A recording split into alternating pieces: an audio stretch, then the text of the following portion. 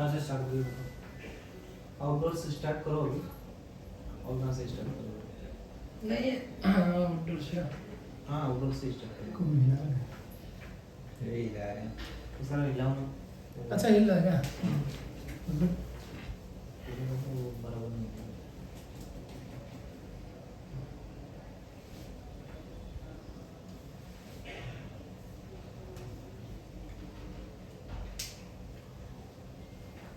अपने VRM system में सबसे पहले कंप्लेंट कोई भी आया है, स्टार्टिंग में हम जाते हैं, कंप्लेंट आता है कि सबमर्शन ड्रिलिंग कर रहा है। नहीं पहले आप वीआरएफ बताओ क्या है स्टार्टिंग अच्छा, वीआरएफ। वीआरएफ सिस्टम ऐसा बनाया है, सबसे पहला वीआरएफ जिसने निकाला है वो डाइकिन, जिसको उन्होंने नाम दिया वीआरबी वेरिएबल रिप्रेजेंट वॉल्यूम। जो सबसे पहले निकालने वाला जो था वो डाइकिन था, इसलिए उसको वीआरबी बोलते हैं। और जो अदर कंपनी ने निकाला है उसको वीआरएफ बोलते हैं, वेरिएबल रिप्रेजेंट फ्लो। जो दूसरी कंपनी ने निकाला उसको बोलते हैं, मगर असल में इसका ऑनर जो है निकालने वाला वो डाइकिन है। सबसे पहला मशीन निकालने वाला डाइकिन है। उसका मोटिव ये था कि हम कम जगहों पे जितना हो सके उतनी ज़्यादा फ्रिक्वेंसी दे सके। जैसे कि हमारा एक आउटडोर रहा, उसमें फ्रिक्वेंसी ज़्यादा रहे।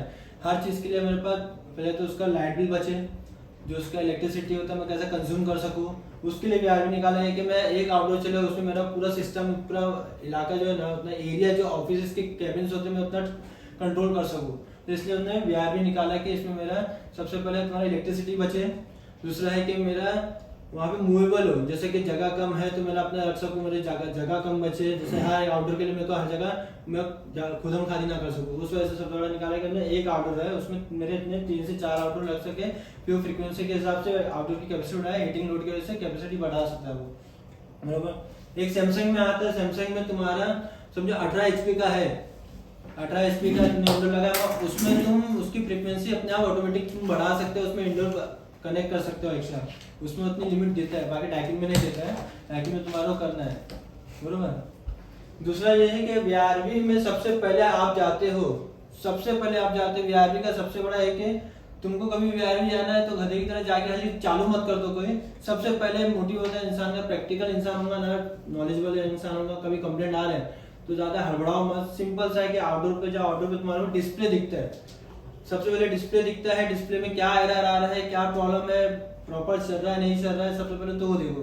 चलो कंप्लेंट हम बाद में देखते हैं, सबसे पहले देखते हैं कि हम सर्विस के लिए जाते हैं, कि सबसे पहले इंसान काम सीखता है सर्विस में। सर्विस जिसका अच्छा रहा उसका कंप्लेंट सबसे बेस्ट होगा। सबसे ज्यादा नॉलेज वाला बंदा वो होता है जो सर्विस प्रॉपर करता है ना, उसको सबसे ज्यादा नॉलेज होता है कि सर्विस में तुम्हारा पूरा पार्ट्स खोलना पड़ता है, तो सबसे ज्यादा नॉलेज सर्विस वाले के पास होती है, पार्ट्स की क्या क्या हम खोल सकते हैं, कितने स्पीड में खोल सकते हैं। तो सबसे पहले सर्विस करो। ये तुम डाइकिन के बता रहे हो ना? हाँ डाइकिन का बता रहे हो। तो उसका वो भी बताओ, सेटिंग वोटिंग थोड़ा। सेटिंग के लिए बहुत लंबा जाना नहीं पड़ेगा, थोड़ा तो बता, डाइकिन का जैसे सर्विसिंग का हो गया बराबर बता रहा, सेटिंग बिलिंग कितने पे क्या इंडोर चेक करते हैं, मैंने तो हमको वो पकड़ना है। हाँ तो उसके लिए तुम्हारे को बैठना पड़ेगा, बहुत लंबा है वो, लंबा जाएगा क्या? हाँ बहुत लंबा है, इतने तेरे कोड शीट है उसकी, मेरे पास लिखी ली है वो, मैं भी बता दूंगा लिख के। हाँ मैं लिख के आपको वो भी बता दूंगा। पहले तो बेसिक से स्टार्ट करते हैं, हम ज्यादा एडवांस पे आएंगे तो फिर उड़ते रहेंगे सर के पास से।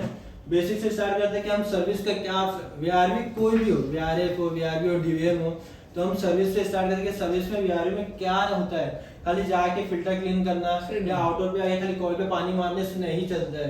ये क्या होता है, जब हम कंपनी खोलते हैं तो कंपनी को हम नहीं लाते हैं, ये हमारे को वेंडर जो मिलता है ये कंपनी की तरफ से मिलता है, जैसे डाइकिन ने हमारे को अप्रूव करा है, तो एक बार आके विजिट करता है। और उसका विजिट ऐसा होता है कि तुम्हारे पीसीबी में थोड़ा भी धूल मिला तो तुम्हारा कॉन्ट्रैक्ट कैंसिल कर देगा।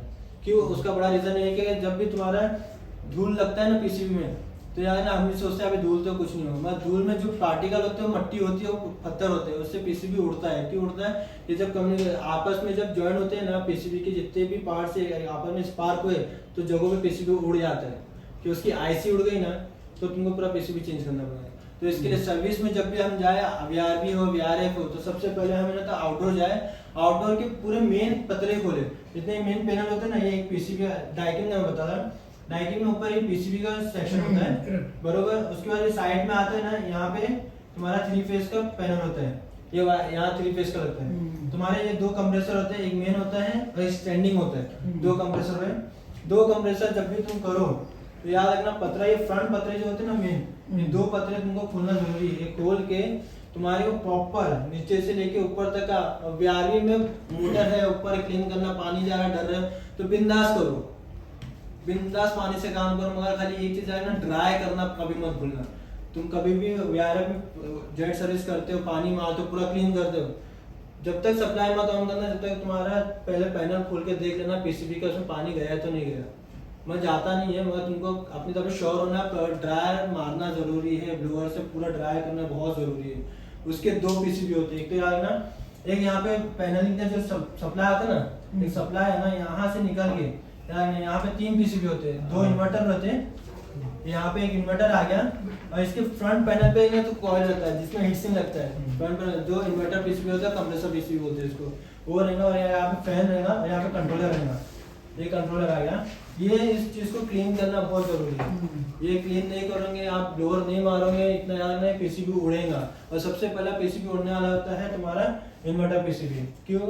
इन्वर्टर PCB में जरा सा भी पार्टिकल गया वो उड़ता है PCB, कभी भी याद नहीं। इसके ऊपर लोड पड़ा है, हम सर्विस तो करके आते हैं, सर्विस में हम क्या करते हैं, कॉइल तो पानी मार देते हैं, बोले हाँ क्लीन हो गया, और जब पतला खोलेंगे ना तो आपको एक्चुअल में दिखेंगे बहुत गंदा है मशीन अंदर से, कि उसका कॉइल जो होता है 3 इंच का होता है।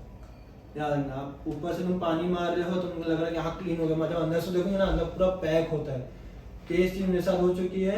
ऐसा था कि हमारा एक बंदा गया सर्विस करके आया, वो चलते गया, वो भी ऐसा था इंडस्ट्रियल एरिया था, ऊपर से साफ दिख रहा, अंदर जब जाके विजिट करा है डाइकिन वाले ने, तो उसने आके कंप्लेंट डाला, मेल करा है कि ये क्या सर्विस हुआ। तो फिर वापिस जाके हमको करना पड़ा, फिर जाके क्लीन करके हमको फिर चालू करना पड़ा, तो मशीन जाके चालू होकर ओवर हिट पे आ रहा था मशीन, बरोबर। दूसरा कम्युनिकेशन है, सिंपल सा सबसे मेजर आता है कम्युनिकेशन का ही, हर जगह प्रॉब्लम आता है, उसके सिवा कहीं कुछ नहीं आता। मशीन में कम्युनिकेशन एरर कभी भी आया तो कभी भी अपने माइंड में याद रखना, हड़बड़ाना नहीं, भागना नहीं, दौड़म गाड़ी नहीं करना। सबसे पहले सप्लाई सबका चेक करना, कस्टमर से पहले ये पूछना कोई सप्लाई बंद है क्या है, उसका मेन पैनल कहाँ है वो चेक करना, वोल्टेज चेक करना कि मशीन में एक मशीन को मिल रहा है कि नहीं मिल रहा, आउटडोर तो आउटडोर है तो उसका कम्युनिकेशन चेक करना प्रॉपर है।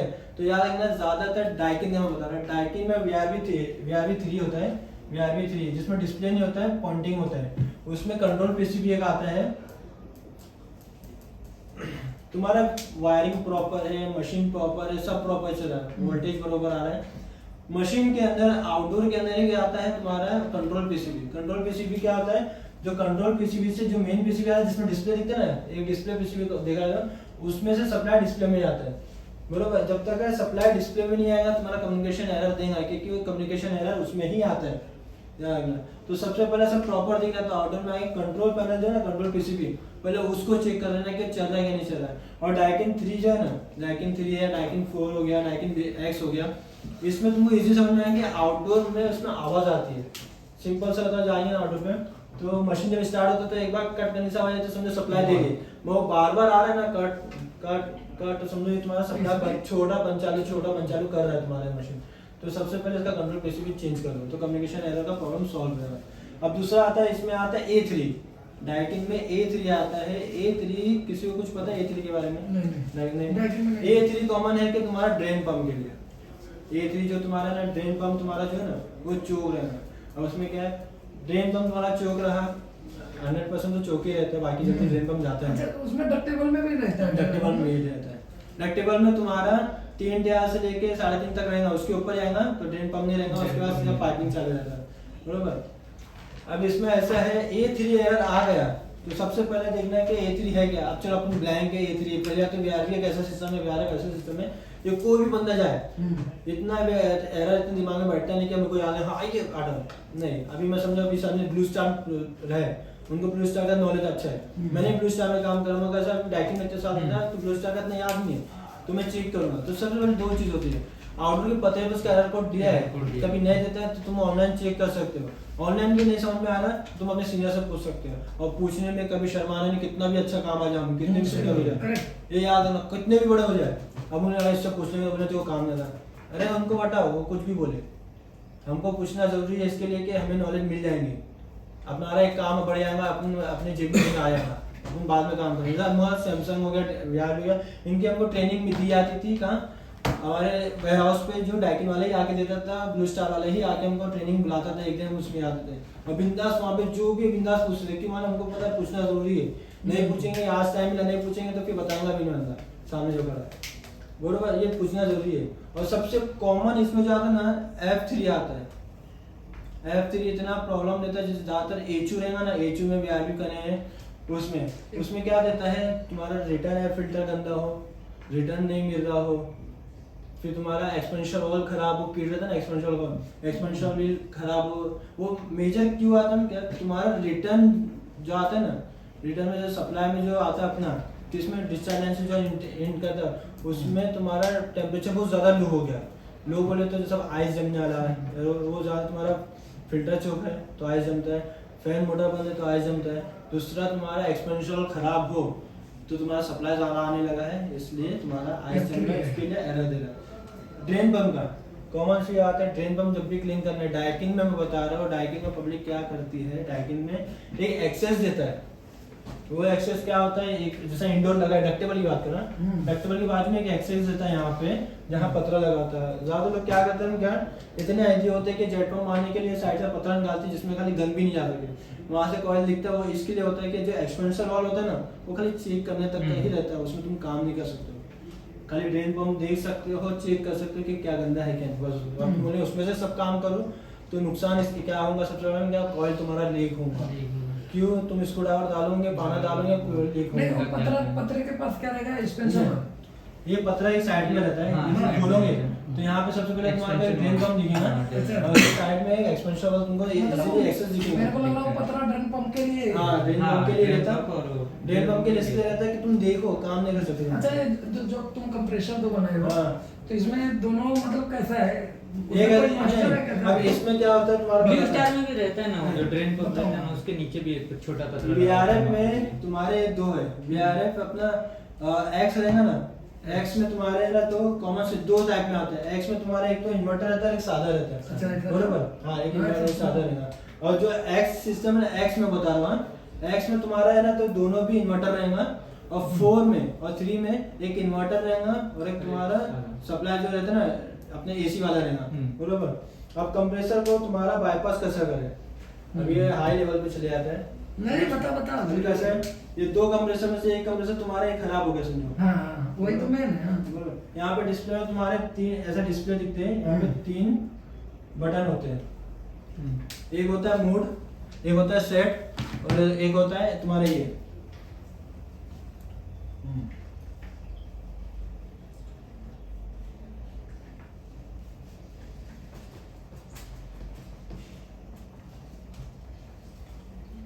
अब पहले देखते हैं अपन रिकवरी मोड, सबसे पहले रिकवरी भी है क्या? हाँ, रिकवरी मोड आता है, डाइकिन ऑटो गैस चार्जिंग आता है। सबसे इजी तुम्हारा गैस चार्जिंग करने में VRV में सबसे इजी है।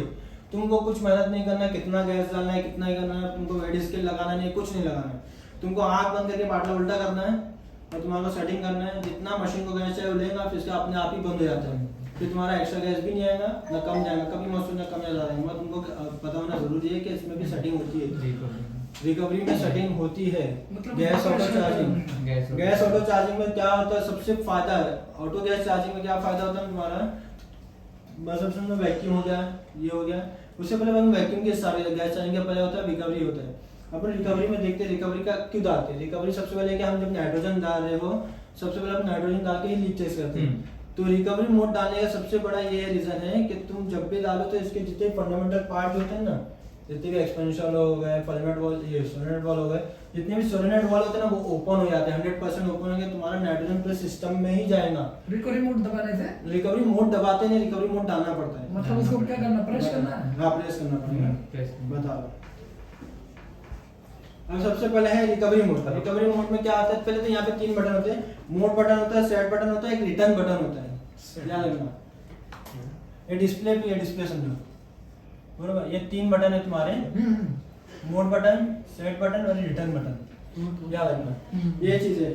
डाइकिन X की बात कर रहा, 4 की बात नहीं कर रहा हूँ, 3 की बात नहीं कर रहा। उसमें ब्लिंकिंग वाला है, उसके लिए अलग सेटिंग आता है। अभी X ही चल रहा है और X में तुमको डालना पड़ता है, VRV 3 में नहीं डालना पड़ता। VRV 3 डायरेक्ट है तुम्हारा, तुमको रिकवरी मोड नहीं, ऑटो गैस चार्जिंग मोड नहीं, नॉर्मल तो ऐसे करना है। X में तुम्हारा जरूरत है। सबसे पहले आते हुए तुमको स्टार्ट करना है तो मोड बटन को कभी लॉन्ग दबाना है। मोड बटन है प्रेस, तो उसको वो क्या बोलते हैं,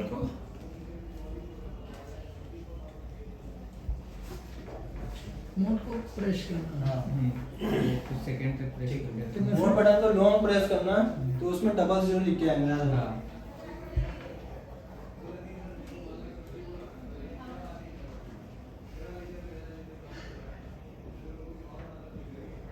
00 तुम्हारे को दिखाएगा वहाँ पे, कभी याद ना। और जितने भी मैं तुमको सेटिंग भेज दूंगा, ऐसा कुछ नहीं मेरे पास लिखा है, सबको मैं सेंड कर दूंगा उसका डाइटिंग का। ग्रुप में डाल देंगे। हाँ लॉन्ग प्रेस को दबा के आएंगे तो 00 आएगा, और 00 आ गया ना, फिर उसके बाद क्या है सेट बटन। तुम्हारे को याद रखना डिस्प्ले में 2 होते हैं, बरोबर, ये नंबर होते हैं। इसको आगे पीछे करने के लिए होता है सेट बटन। सेट बटन दबाऊंगा ना तो नंबर आगे भागते हैं, 1 2 3 4 5 6 7 8 9 उससे नंबर भागते हैं। तो सेट बटन को 21 बार दबाना। सेट बटन को 21 टाइम्स दबाना। 21 टाइम्स दबाएंगे ना, फिर उसके बाद आएगा तुम्हारा शो करेगा कि वहां पे रिकवरी मोड 1 2 दिखाएगा। अभी जैसे हमारा 21 बार आएगा तो एक बार तुम्हारे को सेट बटन दबाना पड़ेगा वापस से। 21 बार एक बार दबा दिया तुमने,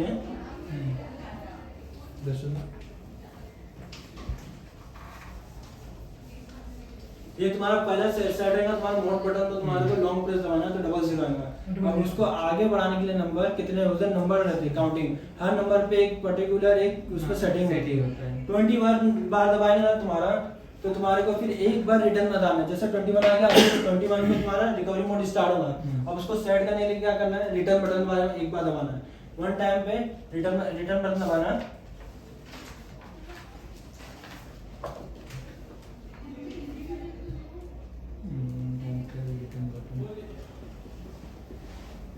वन टाइम रिटर्न बटन दबाना तो सेट हो जाएगा। फिर उसके बाद तुम्हारे को क्या करना है, एक बार सेट बटन दबाना है, एक बार फिर वापस से सेट बटन दबाना है, फिर 2 टाइम रिटर्न दबाएंगे ना तो अपना पूरे सोलर वॉल ओपन हो जाएंगे तुम्हारा। अभी एक बार अपन ये दबा दिए, 1 टाइम प्रेस कर दिया रिटर्न बटन, ये फिक्स हो गया, 21 पे फिक्स हो गया। फिर उसके चौथा स्टेप क्या करेंगे हम बताते हैं, एक बार तुम्हारे को वापस से सेट बटन दबाना है।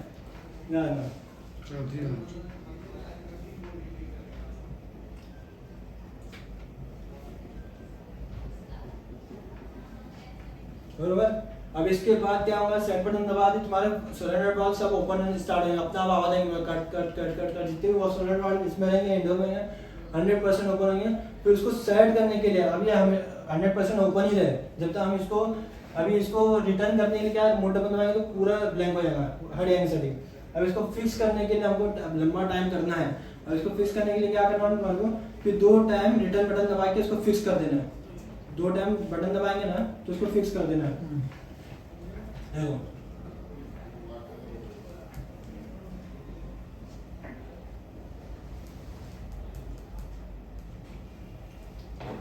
मिटा दो नीचे थोड़ा। हाँ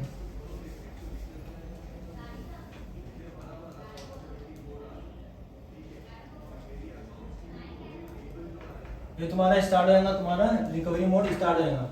कभी भी आना डाइटिंग वीआरबी हो, वीआरएफ हो, कोई भी मशीन हो, हाँ होता है कि गैस चार्जिंग कभी भी करने आते हैं हम ना, तो सबसे पहले अपने सीनियर से या फिर कोई इंजीनियर हो उससे एक बार पूछ लेना कि कोई भी मशीन में भाई इसमें तुम्हारा गैस ऑटो चार्जिंग होता है कि नहीं होता है, ये पहले पूछना।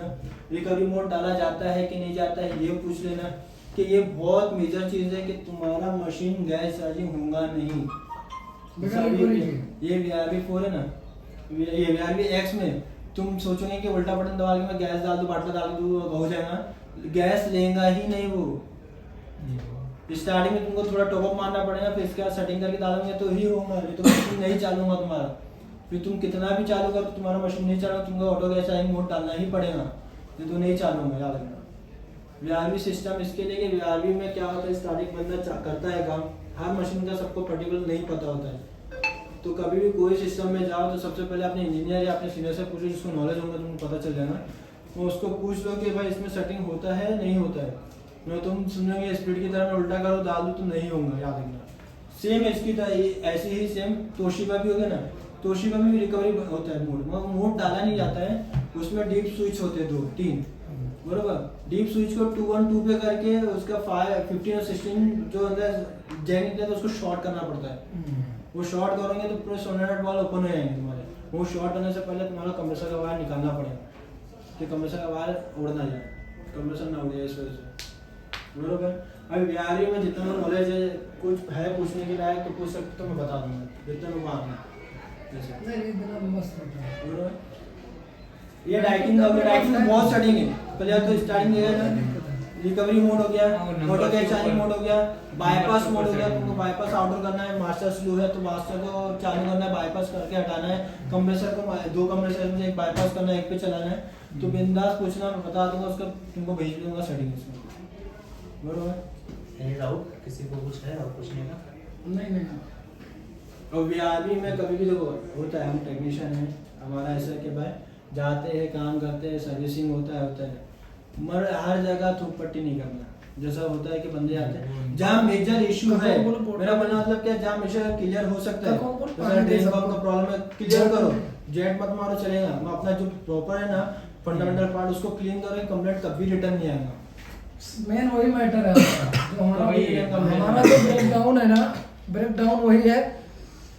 ब्रेकडाउन इसी वजह से हमारा फेलियर इसी वजह से अगर ही किसी हुआ है। को ऐसा पिला देंगे तो मैकेनिक क्या बहुत बड़ा उसको नहीं हो जाएगा। मैटर क्या हो रहा है, हाँ बंद करो।